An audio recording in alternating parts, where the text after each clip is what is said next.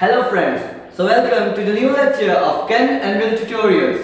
So how have you been friends? Hope you all are doing well. So today we are going to start our new lecture with a new topic.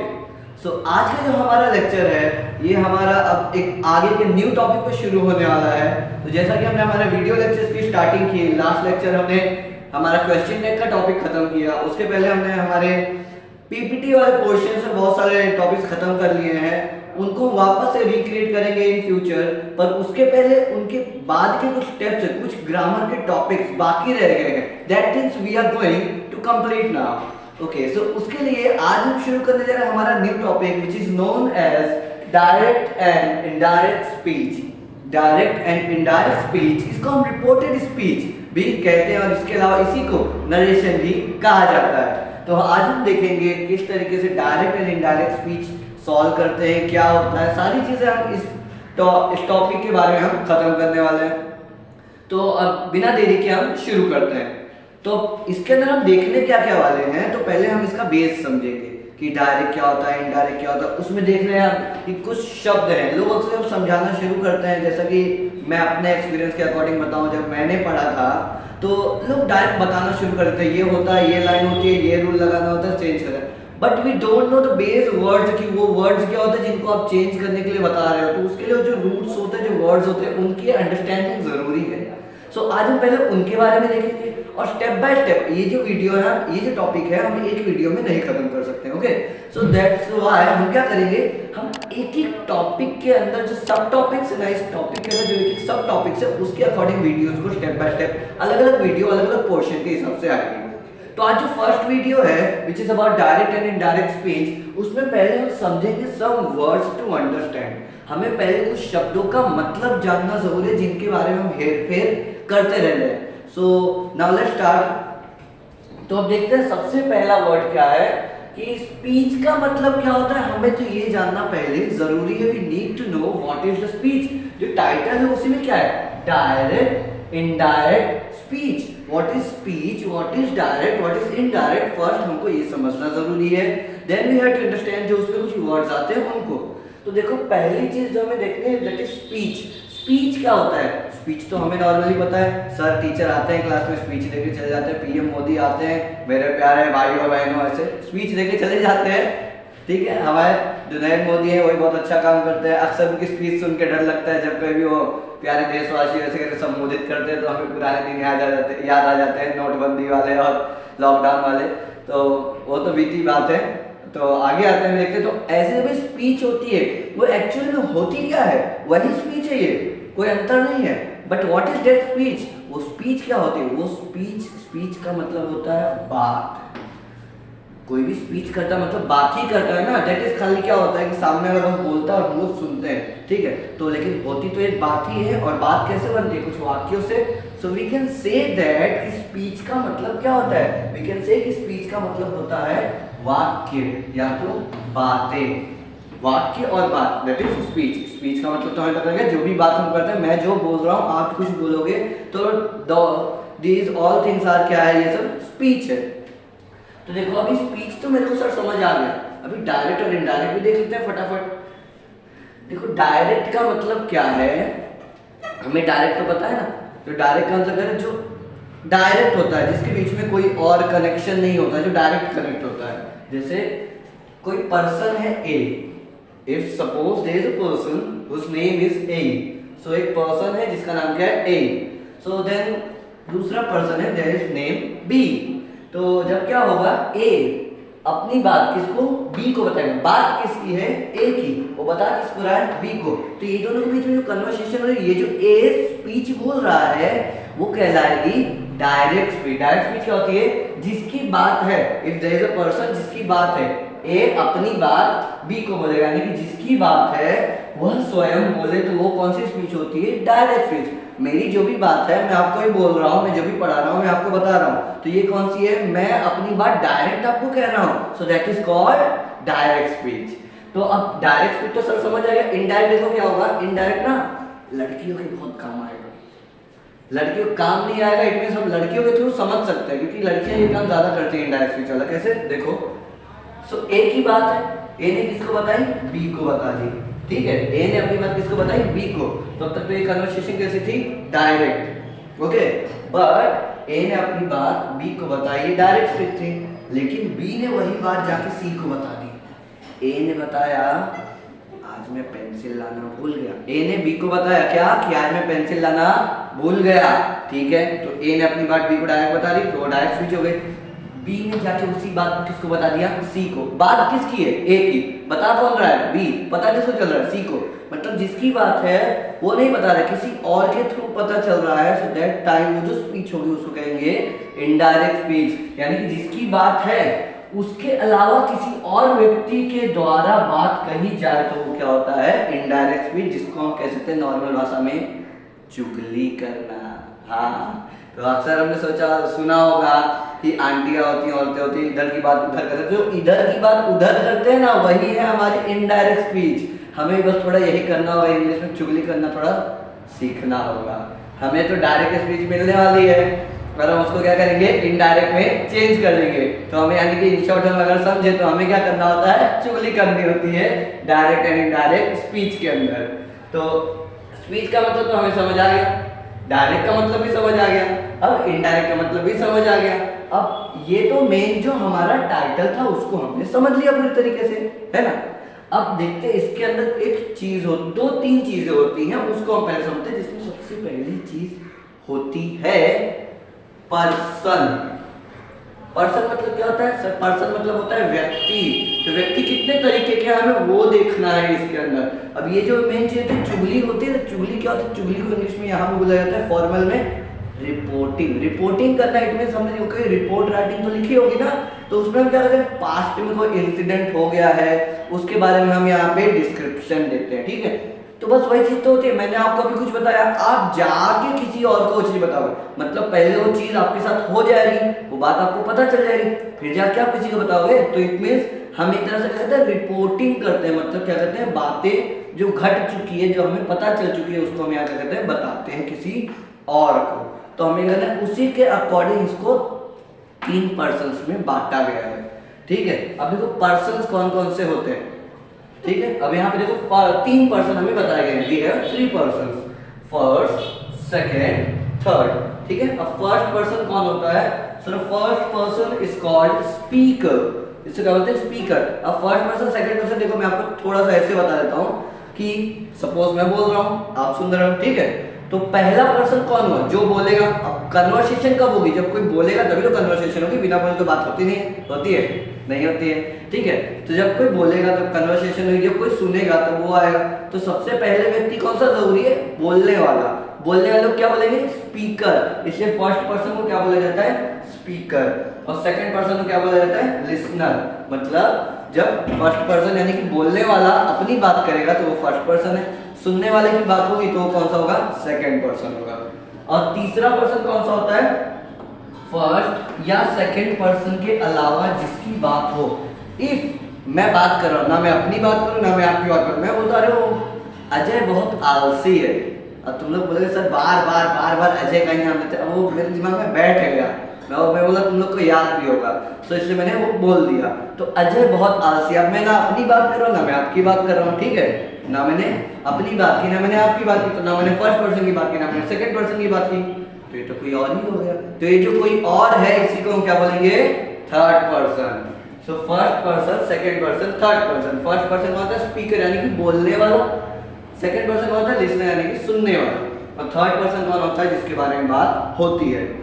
अब इसमें देखो एक चीज हमें ध्यान देना है कि जो फर्स्ट पर्सन है, अगर सेंटेंस के अंदर बात की गई होगी, सेंटेंस जो लिखा है, हर बार अगर हमें पहचानना है कि वो बात किसके बारे में है, फर्स्ट पर्सन के बारे में। अगर हमें पहचानना है कि वो जो वाक्य बोला गया है that is about first person और second person, so for that हमें उनके कुछ शब्द याद रखना पड़ेंगे, दैट आर प्रोनाउन। प्रोनाउन हमें याद रखने पड़ेंगे। देखो जो फर्स्ट पर्सन होता है वो जब भी उसकी बात होगी ना तो वो मोस्टली सब्जेक्ट के प्लेस पे आएगा, ठीक है। वो किसके अकॉर्डिंग चेंज होता है, सब्जेक्ट के प्लेस पे, वो सब्जेक्ट के हिसाब से चेंज होता है। तो सब्जेक्ट के लिए कौन कौन से फर्स्ट पर्सन वाले प्रोनाउन यूज हो सकते हैं, तो आई, वी, मी, अस, माय, अवर। ऐसे कौन कौन से फर्स्ट पर्सन वाले प्रोनाउन का इस्तेमाल किया जाता है। फर्स्ट पर्सन कौन कौन हो सकता है, जो बोलेगा वही ना। तो मैं अपने लिए कौन सा प्रोनाउन यूज करूंगा, आई, हाँ आई यूज करूंगा, मी, हाँ मी यूज करूंगा, माय, हाँ माय यूज करूंगा।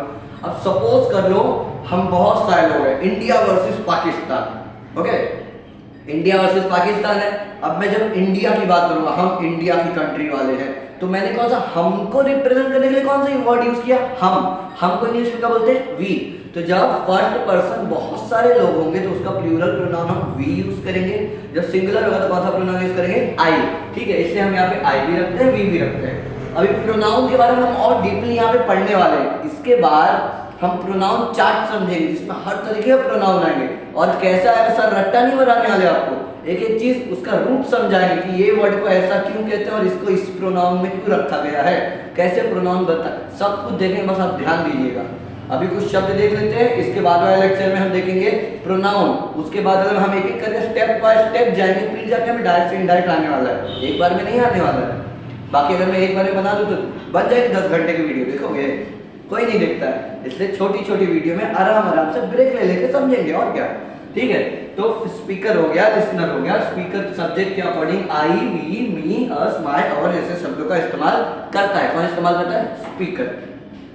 अब जैसे मैं बोल रहा हूँ स्पीकर तो मैं ही हूँ, अब आप लिसनर हो, मुझे आपको संबोधित करना है, मुझे आपको रिप्रेजेंट करना है, मुझे आपके बारे में बात करनी है, तो मैं आपके लिए कौन कौन से वर्ड यूज करूंगा, यू, योर और you. You are very nice, your family is very good, our, ठीक है, यू, योर, ऐसे जो शब्द करके मैं इस्तेमाल कर लूँ तो मैं सामने वाला पर्सन जो सेकंड पर्सन है उसको रिप्रेजेंट करता हूँ। सो सेकंड पर्सन के लिए ऐसे शब्दों का इस्तेमाल किया जाता है।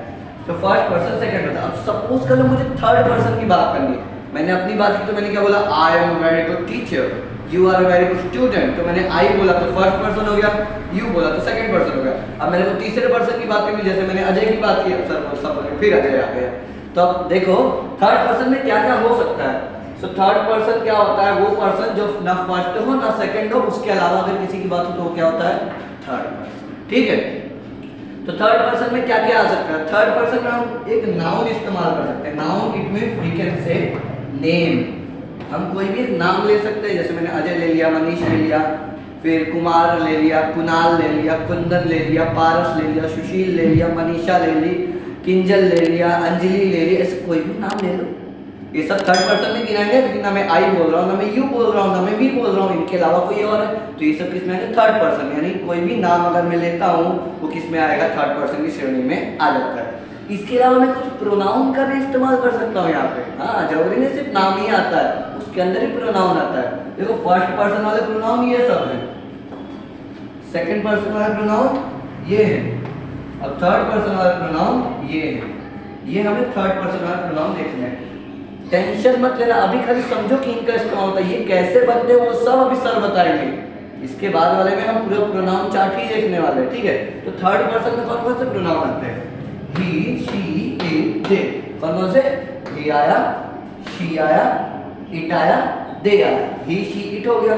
और उनके फिर हमारे हो जाते हैं पॉजेसिव एडजेक्टिव और ऑब्जेक्टिव प्रोनाउन। ये सारे वर्ड्स जो हैं कहाँ, थर्ड पर्सन के लिए इस्तेमाल होते हैं। तो हमने सर डायरेक्ट समझ लिया, इनडायरेक्ट समझ लिया, स्पीच समझ लिया, फिर पर्सन क्या होता है, first person, second person, third person, speaker, listener, subject के अकॉर्डिंग क्या होता है, ऑब्जेक्ट के अकॉर्डिंग कौन से वर्ड होते हैं, सब समझ आ गया सर।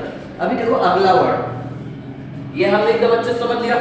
देखो सब क्या करते हैं, हमें डायरेक्ट बताने लगते हैं, लेकिन ऐसे रूट से समझना जरूरी है।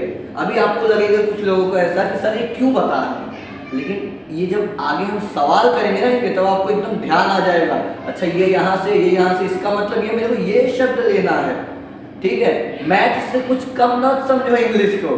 सब बोलते हैं मैथ में इतने सारे फॉर्मूले बता रहे, इंग्लिश भी कभी पढ़ के देखो ध्यान से, कैसे वर्ड को समझना पड़ता है। अगर वर्ड अच्छे समझ आ जाओगे तो इसमें भी फॉर्मूला लगाने पड़ते हैं। हमने टेंस में देखे ना, टेंस में भी फॉर्मूला लगते हैं, तो फॉर्मूला कैसे बनते हैं वो सब भी सर ने बता के रखा है टेंस वाली वीडियो में, चाहे तो देख के आओ।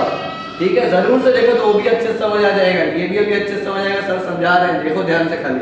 तो ये तो समझ लिया। अभी देख लेते हैं दो वर्ड और है हमारे पास, एक है रिपोर्टिंग और एक होता है रिपोर्टेड स्पीच। उसके लिए हमने अभी एक वर्ड रिपोर्ट का मतलब समझा ना, रिपोर्टिंग करने का मतलब। अभी हमने रिपोर्टिंग करने का मतलब समझा, क्या समझा हमने रिपोर्टिंग करने का मतलब, भूतकाल, की घटना बताना। भूतकाल की घटना को अगर हम बताते हैं तो उनका कहलाता है हमारा रिपोर्टिंग। ये सर ने ही बताया था, ठीक है। तो बस वही है यहाँ पे, रिपोर्टिंग का मतलब भूतकाल की घटना का मतलब। वर्ब का मतलब यहाँ पे तुम समझो मैनर। वर्ब का मतलब मैनर होता है मैनर। हाँ सर, मैनर। मैनर का मतलब क्या होता है सर? तरीका। अभी मैंने बोला रिपोर्टिंग का मतलब बात बताना, बात करना।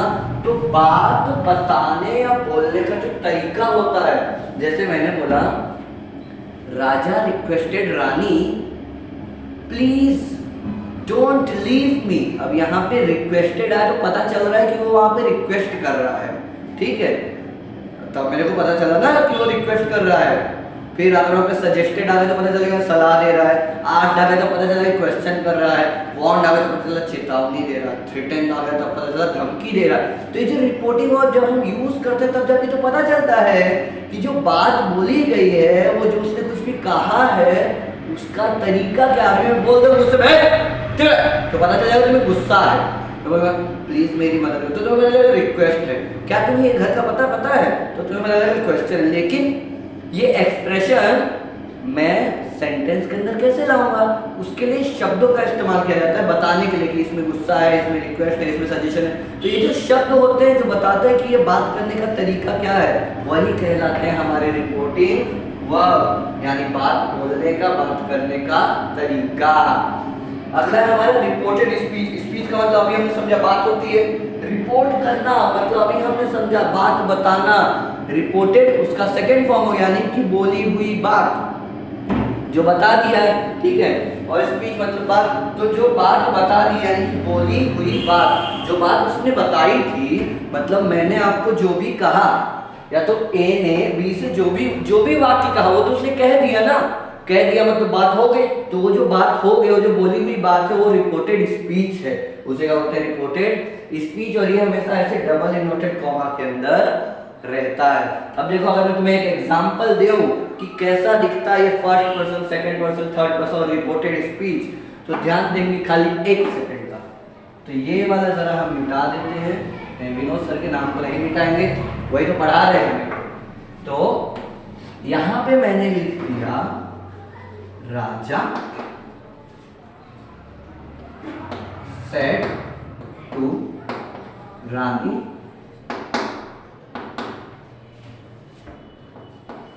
Pushpa, Pushparaj, Pushpa is here. अब यहां देख लो जरा, इसमें समझ लेते हैं जो हमने सब समझा। देखो राजा ने रानी से कहा, ठीक है, तो राजा हो जाएगा हमारा बोलने वाला स्पीकर, किससे कह रहा है? रानी से, तो रानी हो जाएगी हमारी लिसनर। तो ये फर्स्ट पर्सन हो गया, ये सेकंड पर्सन हो गया। सेड टू मतलब नॉर्मल बात बताई है, कुछ उसमें एक्सप्रेशन नहीं, मतलब ये हो गया हमारा रिपोर्टिंग वर्ब। और फिर ये देखो डबल इन्वर्टेड कॉमा के अंदर जो बात बताई है वो हो जाएगा पूरा क्या हमारा रिपोर्टेड स्पीच। और देखो यहाँ पे जो सब्जेक्ट है वो कौन है? पुष्पा। ना वो राजा है, ना वो रानी है, ना वो फर्स्ट पर्सन है, ना वो सेकंड पर्सन है, कोई और ही है। तो ये पुष्पा हमारे लिए क्या हो जाएगा? Third person. First person, second person, third person, reporting verb, reported speech, ये हो गए हमारे, ठीक है। तो इतनी चीजें हमने समझी है। ये हमारा हो गया डायरेक्ट स्पीच। राजा रानी से कह रहा है पुष्पा इज हियर, पुष्पा कहाँ है? यहाँ है, ठीक है। तो ये हमने समझा बेसिक कि सर डायरेक्ट क्या होता है, इनडायरेक्ट क्या होता है, स्पीच क्या होती है, पर्सन क्या होते हैं, क्या होते हैं पर्सन हमने समझ लिया, रिपोर्टिंग वर्ब क्या होती है वो हमने समझ लिया, रिपोर्टेड स्पीच क्या होती है वो भी हमने समझ लिया, पर्सन के टाइप हमने फर्स्ट सेकंड थर्ड समझ लिए, स्पीकर क्या होता है, लिसनर क्या होता है, कौन सा प्रोनाउन किसके लिए इस्तेमाल होता है वो सब हमने देख लिया। तो ये हमने एक बेसिक स्ट्रक्चर देख लिया किसका, तो हमने देख लिया ये जो हमारा डायरेक्ट इनडायरेक्ट स्पीच होता है उसके सेंटेंस का एक स्ट्रक्चर देख लिया, उसमें जो वर्ड्स आते हैं वो वर्ड्स देख लिए। अब हम समझेंगे डायरेक्ट से इनडायरेक्ट बनाने टाइम एक बहुत ही इंपॉर्टेंट चीज चेंज करनी होती है हमें, वो होते हैं प्रोनाउन। तो उसके लिए हमें कौन सा प्रोनाउन क्या कहलाता है वो सारी चीजें समझनी पड़ेगी, जो कि अब हम देखेंगे इसके बाद वाले लेक्चर में, ठीक है बेटा। तो आप ध्यान देंगे ये सारे शब्दों में, इन सारे शब्दों को अच्छे से समझ लेना, ठीक है। होप सो मैं तो ये समझ रहा हूँ कि सबको एकदम अच्छे से समझ आएगा, इतना टाइम लेके मैंने इतनी चीज बताई है, इसमें अभी कुछ नहीं बताया, खाली जो शब्द है इनको मैंने समझाया है, ये ध्यान दे, एक एक चीज ध्यान दोगे तो एकदम बढ़िया समझ आ जाएगा बच्चा। तो ये चीज मैंने बता दी। अब हम इसके बाद वाले लेक्चर में देखने वाले डायरेक्ट से इनडायरेक्ट बने, जो प्रोनाउन चार्ट होता है उसका क्या काम होता है, वो कैसे बनता है। ठीक है, तो होप सो आपको सब समझ आ गया होगा। अब इसको एक बार अच्छे से आप दोबारा देख लेना, मैं इसको छोड़ देता हूँ, आपको स्क्रीनशॉट लेना, स्क्रीनशॉट ले लेना। ठीक है, तो ये भी एक बार देख लो। उसके बाद अगले वीडियो में अब जो हमारा अगला पार्ट आने वाला है, इसके लिए एक ही वीडियो में सब नहीं आने वाला है, एक एक करके स्टेप बाय स्टेप जाएंगे। तो अब अगले वाले वीडियो में आप देखिएगा कैसे हम प्रोनाउन चार्ट बनाते हैं। Okay, so till then tata bye bye and see you, bye bye.